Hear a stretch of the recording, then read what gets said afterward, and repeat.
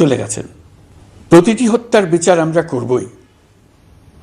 July August হত্যাকাণ্ডের বিচারের যে উদ্যোগ আমরা নিয়েছি তার কাজও বেশ ভালোভাবে এগিয়ে যাচ্ছে।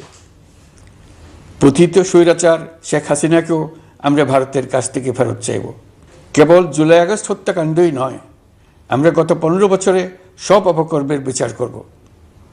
অসংখ্য মানুষ গুম হয়েছে, খুন হয়েছে। এই সময় আমরা গুমের তদন্তে একটা কমিশন গঠন করেছি। কমিশন প্রধান আমাকে জানিয়েছেন অক্টোবর পর্যন্ত তারা 1600 গুমের তথ্য পেয়েছেন। তাদের ধারণা এই সংখ্যা 3500 ছাড়িয়ে যাবে।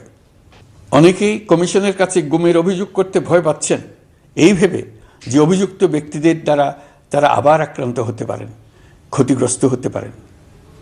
আমি আপনাদের আশ্বস্ত করতে চাই, আপনারা দ্বিধাহীন চিত্তে কমিশনকে আপনাদের অভিযোগ জানান।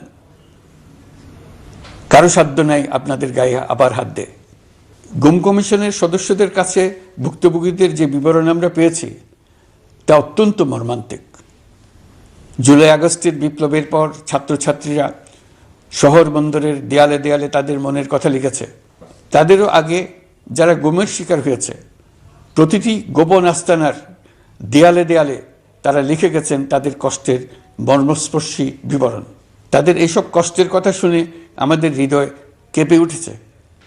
এসবের সঙ্গে জড়িতদের আমরা বিচারের কাঠগড়ায় দাঁড় করাবই।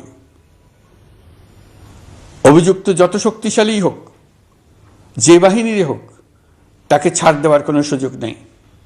কেবল দেশে নয়, গুম, খুন ও জুলাই আগস্ট গণহত্যার সাথে জড়িতদের আমরা আন্তর্জাতিক আদালতেও বিচারের উদ্যোগ নিয়েছি। ইন্টারন্যাশনাল ক্রিমিনাল কোর্টের প্রধান কৌশলী করিম খানের সঙ্গে আমার এই ব্যাপারে ইতিমধ্যে কথা হয়েছে। আইনশৃঙ্খলা রক্ষাকারী বাহিনীগুলোর কোনো সদস্য কিংবা অন্য কেউ যাতে হত্যা, গুমসহ এই ধরনের কোনো অপরাধে জড়িয়ে পড়তে না পারে, এই জন্য আমরা গুম বিরোধী আন্তর্জাতিক সনদে স্বাক্ষর করেছি। আপনারা দেখেছেন জাতিসংঘের আন্তর্জাতিক মানবাধিকার বিষয়ক হাই কমিশনার ফলকার তুর্ক সম্প্রতি বাংলাদেশ সফর করেছেন। জাতিসংঘ জুলাই আগস্ট হত্যাকাণ্ডের তদন্তে আমাদের সহযোগিতার হাত বাড়িয়ে দিয়েছেন।